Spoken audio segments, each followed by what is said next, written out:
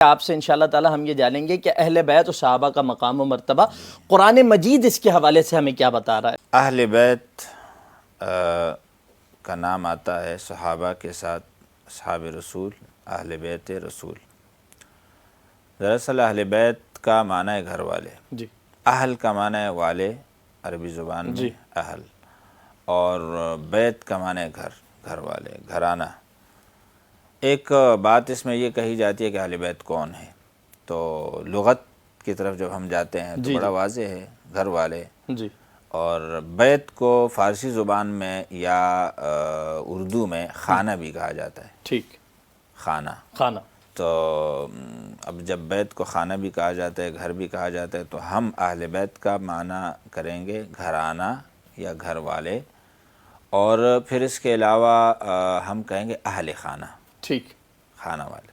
صحیح، تو اہل خانہ کون ہے نبی علیہ السلام صلی کی؟ یہ اللہ تو علیہ ایک وسلم، واضح سی بات ہے کہ نبی علیہ السلام کے گھر والے مراد ہے، اور گھر والوں میں بیویاں آتی ہیں، ٹھیک، ایک سے زیادہ بیویاں آتی ہیں، ایک بیوی ہوتی ہے تو وہ گھر والی ہوتی ہے، زیادہ ہوتی ہے تو گھر والے ہوتے ہیں، پھر ان کے ساتھ بچے بھی آتے ہیں۔ تو نبی کریم صلی اللہ علیہ وسلم کے اہل بیت ہیں آپ کی ازواج یعنی بیویاں، ازواج مطہرات، اور پھر آپ کی بیٹیاں اور داماد، یہاں تک تو یہ آپ کے اہل بیت ہے، گھر والے ہیں۔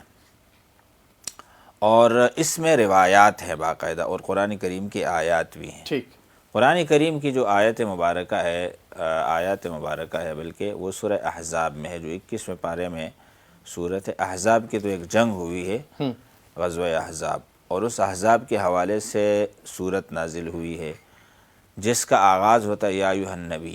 جی، یہ بعض صورتوں میں اللہ تعالیٰ جو ہے نا اس طرح آغاز ہوتا ہے کہ اللہ تعالیٰ نبی کو خطاب کرتے ہیں، یا ایھا النبی یا ایھا الرسول۔ ٹھیک، تو یہ بھی اس طرح ہے۔ آگے جا کے اللہ تعالیٰ نے اس میں ایک بات بڑی اہم یہ بیان فرمائی ہے کہ ازواجہ امہاتہم، کہ نبی علیہ السلام کی بیویاں مسلمانوں کی مائیں ہیں۔ بے شک، یہ ٹائٹل ان کو یہاں مل گیا بے کہ شک، ازواج مطہرات ہماری مائیں مائیں ہیں۔ ہیں، اس کا کوئی قرآن کو ماننے والا انکار نہیں نہیں کر کر سکتا، بلا شبہ، سکتا۔ جی، ایک اہم بات اس صورت میں یہ ہے، یعنی غزوے کے حوالے سے صورت ہے لیکن بڑی اہم بنیادی چیز ہے اس میں، کہ وَلَٰكِن رسول اللہ وخاتم النبیین ما کان محمد ابا احد من رجالکم، کہ یہ کسی مرد کے والد نہیں ہے محمد، جی، ان کی جو ہے نا نرینہ اولاد بڑی عمر تک نہیں پہنچی، بلوغت تک، جن کو مرد کہا جائے، لہذا مرد آپ کی اولاد میں کوئی نہیں آیا، اور آپ کی جو ہے لڑکوں سے آپ کی نسل نہیں چلی، یہ بھی قرآن نے کہا بالکل، ہے۔ ٹھیک، اس کے ساتھ کیا فرمایا؟ وَلَٰكِن رسول اللہ وخاتم النبیین، یہ خاتم النبیین، ختم نبوت کا پورا فلسفہ اس ایک لفظ پہ آہا، قائم ہے، جو کہ اس صورت میں ہے، بالکل، اور اسی صورت کی یہ خصوصیت ہے کہ اس میں اہل بیت کا بھی ذکر ہے۔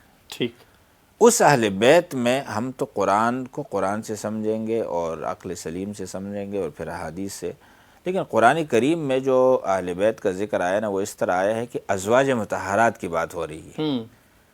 ازواج مطہرات بڑی عظیم ہستیاں تھیں، بے شک، لیکن اللہ تعالیٰ نے، اللہ تو اللہ ہے، پھر اللہ نے ان سے یہ فرمایا کہ اگر تم کوئی غلطی کرو گی، کوئی بھی اہلیہ نبی علیہ السلام کی، جی، تو اس کو دگنی سزا ملے گی، اور اگر ٹھیک کرو گی تو اس کو دگنا اجر ملے گا۔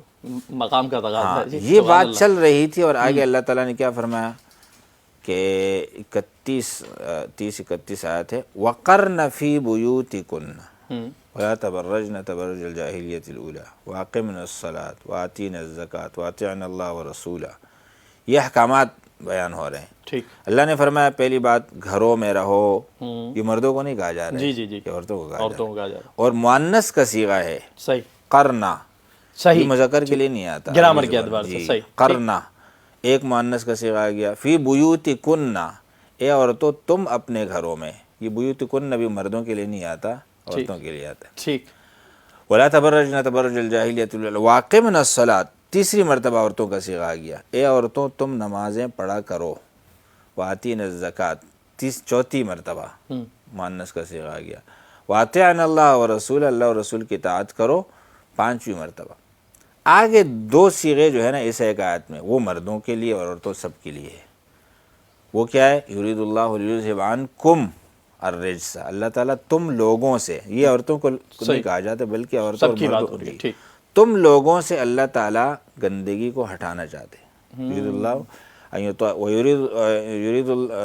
یرید اللہ لیذھب عنکم الرجس اہل البیت ویطہرکم تطہیرا، دوسری مرتبہ وہی جمع کا صیغہ آ گیا کہ تم سب سے، یعنی مرد ہوں یا عورتیں، ٹھیک، بچے یا بڑے، ان کو اللہ تعالیٰ بہت زیادہ پاک کرنا چاہتا ہے، یہ دو الفاظ آئے۔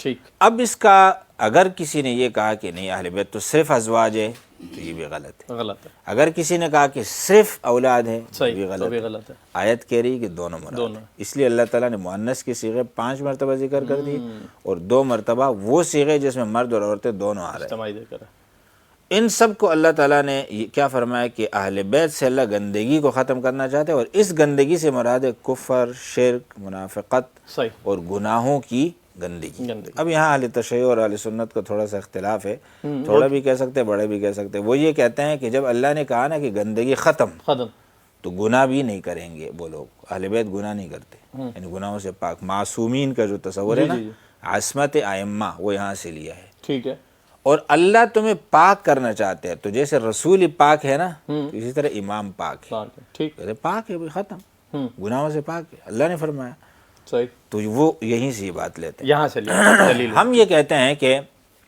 اہل بیت جو ہیں ازواج مطہرات، وہ نبی نہیں ہے، نبوت کا مقام نہیں ہے ان کا، آپ کی اولاد کا بھی وہ مقام نہیں ہے، بہت عظیم ہستیاں ہیں لیکن معصوم نہیں ہے، ان سے گناہ ہو سکتا ہے، یہ کوئی نہیں کہہ سکتا کہ وہ گناہ گار ہے، بہت بڑی جسارت ہو جائے گی لیکن ان سے گناہ ہو سکتا ہے۔ یہ ایک الگ بات ہے کہ اللہ تعالیٰ نے ان کو پاک کرنے کا فرمایا اور پاک بھی فرمایا۔ بے شک، بے شک، بے شک۔ اچھا، اب ہمارے ہاں ایک اصطلاح آتی ہے اہل بیت اطہار، صحابہ کرام اور اہل بیت اطہار، یہ اطہار ان کے ساتھ خاص طور پر آتا ہے، صحابہ کے ساتھ، جی، ہم عموماً نہیں کہتے کہ صحابہ اطہار، لیکن اہل بیت کے ساتھ کہتے ہیں، اس لیے کہ قرآن کی پیروی کرتے ہیں نا، قرآن نے ان کے لیے کہا ہے کہ اللہ تمہیں پاک کرنا چاہتا ہے۔ تو اب اہل بیت میں احادیث میں بھی یہ بات آئی ہے اور بڑی واضح آئی ہے، حضرت عائشہ رضی اللہ عنہا آئی نبی علیہ السلام کے پاس،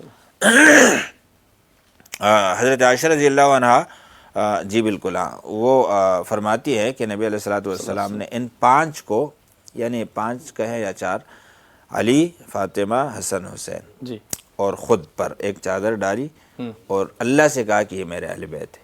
صحیح، اب اس میں کوئی زوجہ مطہرہ نہیں ہے، ہاں بالکل، بیویاں نہیں ہیں، صرف ایک بیٹی ہے، ایک داماد ہے اور 2 نواسے، ٹھیک، ان کو کہا کہ یہ میرے اہل بیت ہیں۔ حضرت عائشہ رضی اللہ عنہ فرماتی ہے میں نے بھی نبی علیہ السلام سے آگے کہا کہ میں بھی اہل بیت میں سے ہوں، یعنی گھر والوں میں سے تو میں بھی ہوں۔ صحیح، نبی علیہ السلام نے ایک جملہ ارشاد فرمایا جو بڑا معنی خیز ہے، فرمایا تنحی، ہٹو یہاں سے، اچھا، جائیں یہاں سے، آپ نہ آئیں اس چادر میں یا اس حوالے سے کوئی بات کرنے، انت علی خیر، آپ تو خیر میں ہیں، آپ کے لیے تو کوئی مسئلہ نہیں ہے، پریشان ہونے کی ضرورت نہیں ہے، ازواج مطہرات وضاحت بھی فرما دی۔ اس وقت جو میں کہنا چاہ رہا ہوں، جو پیغام دینا چاہ رہا ہوں، وہ ان حضرات کو میں نے اہل بیت بنانا ہے اور ساری دنیا کو پیغام دینا کہ یہ اہل بیت ہیں۔ ٹھیک، تو بیویوں کے حوالے سے تو کوئی سوچ بھی نہیں سکتے کہ وہ اہل بیت نہیں ہے، لیکن ان کے حوالے سے شاید سوچ سکتا تھا کہ بھائی یہ جو علی رضی اللہ عنہ، یہ تو ابو طالب کے بیٹے ہیں، یہ تو آپ کے چچزاد ہیں، چچزاد کیسے گھر والا ہوتا ہے، وہ تو نہیں ہوتا نا، بالکل ایسے، لیکن اللہ نے ان کو یہ اعزاز دینا تھا آپ کی دینا بیٹی کی وجہ سے، آپ کی صحبت میں رہنے کی وجہ سے، آپ کے رشتہ داری کی وجہ سے، جس وجہ سے بھی تھا، لیکن اللہ نے مقام دینا تھا، اور نبی علیہ السلام نے غدیر خم کے موقع پہ یہی کیا کہ فرمایا کہ یہ میرے اہل بیت میں ہیں، اور یہ پکی بات ہے اور اٹل ہے، اٹل ہے، تو سوال نہیں ہے۔ اب کوئی بھی مسلمان یہ نہیں کہہ سکتا کہ علی، فاطمہ، حسن، حسین یہ اہل بیت میں نہیں ہے، یہ تو ہے، نبی علیہ السلام نے اس کا اعلان کر دیا، اور قرآن میں اس کی طرف اشارہ موجود تھا، اور نبی علیہ السلام نے اعلان کر دیا، اب یہ اہل بیت ہو گئے۔ صحیح، اب اہل بیت کے متعلق قرآن کی 2 بہت بڑی باتیں ہیں کہ میں ان کو ہر گندگی سے، یعنی گناہوں کی اور اس طرح کی گندگیوں سے، علائشوں سے میں صاف کر رہا ہوں، اور میں ان کو بالکل صاف ستھرا کرنا چاہتا ہوں عقیدے اور نظریہ فکر اور عمل کے اعتبار سے، تو بہت بڑا مقام ہے۔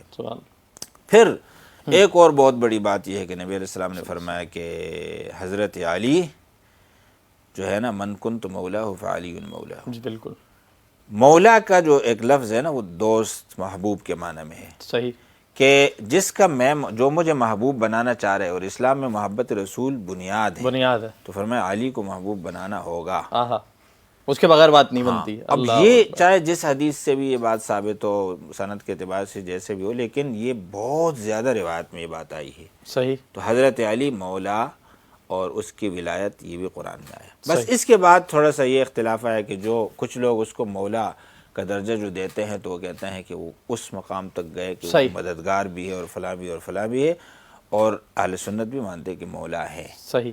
اور اللہ ولایت اللہ نے ان کو دی ہے، لیکن وہ ولی کا پھر وہی معنی لیتے ہیں کہ بہت بڑا اللہ کا ولی، رسول اللہ کا ولی، مسلمانوں کا ولی، یا محبوب آپ کہیں، محبوب خداوندی، محبوب رسول، محبوب عامت المسلمین. بالکل. تو مقام تو بہت بڑا ہے، چاہے ولایت کا کہیں، دوست کا کہیں یا محبوب کا کہیں، یہ محبوبیت اللہ نے حضرت علی کو دی. اور پھر کچھ واقعات بھی آئے، کچھ لوگ حضرت علی سے اس زمانے میں بھی ان کی نہیں لگتی تھی، تو نبی علیہ السلام نے ان کو بھی سرزنش فرمائی کہ علی کا مقام بہت بڑا ہے، ان کے حوالے سے اگر آپ کے دل میں کوئی کدورت ہے نا تو یہ آپ کے لیے بہت خطرے کی بات ہے. اللہ اکبر.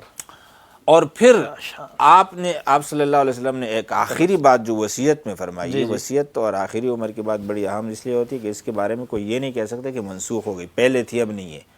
فرمایا میں جاتے ہوئے دو چیزیں چھوڑ رہا ہوں، ایک قرآن، ایک اہل بیت. اب اہل بیت کا کیا مطلب ہے؟ تو ہم تو یہی کہتے ہیں کہ اہل بیت کی تعلیمات اپناؤ، اور دوسری بات جو اہل بیت کے حوالے سے ہے کہ اہل بیت کے ساتھ کوئی زیادتی نہ ہو جائے تمہاری طرف سے.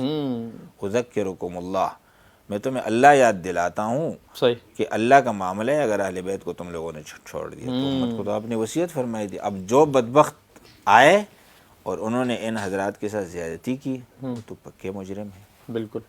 ان کے حوالے سے کوئی صفائی کی بات کرنے بہت غلط ہے، اس لیے کہ آپ علیہ السلام نے یہ فرمایا کہ میں اہل بیت چھوڑ کے جا رہا ہوں آپ لوگوں کے پاس، اور اللہ کا حوالہ دے رہا ہوں، اللہ کا واسطہ دے رہا ہوں. تو یہ بھی بڑی اہم بات ہے، یعنی ان کے فضائل کے اعتبار سے کہ نبی نے آخری وصیت کی ہے کہ ان کا خیال رکھو اور ان کے تعلیمات اپناؤ. صحیح. اس کے بعد ایک اہم بات جس میں شیعہ سنی کا کوئی اختلاف نہیں، وہ یہ ہے کہ صلاۃ علی آل النبی یہ ہماری نمازوں کا اور ہمارے ایمان کا حصہ ہے. بے شک صحابہ کا بہت بڑا مقام ہے، لیکن یہاں آ کے ہم اصحاب پر درود و سلام نہیں بھیجتے، عموماً نہیں بھیجتے. اور اللہم صلی علی محمد و آل محمد، حضرت ابوبکر بھی یہی پڑھتے تھے، عمر بھی پڑھتے تھے، سکھایا یہی گیا ہمیں تو. جی بالکل. تو آل النبی کی فضیلت بہت بڑی ہے، اور قرآن میں یہ بنیاد موجود ہے، اور احادیث قرآن کی تشریح ہے. اور پوری امت کا 1400 سال سے تعامل رہا ہے کہ اہل بیت کے حوالے سے جو ہے ہمارے جذبات بہت پاکیزہ اور بہت اعلیٰ درجے کے ہونے چاہیے. ان کے حوالے سے تغافل نہیں برتنا چاہیے، ان کے حوالے سے کوئی تساہل اور کوتاہی نہیں ہونی چاہیے. تنقیص وہ تو بہت ہی خطرناک چیز ہے ایمان کے لیے، دین کے لیے. تو قرآن سے تو ہمیں یہی بات معلوم ہوتی ہے کہ اہل بیت نبی کا گھرانہ ہے. بے شک.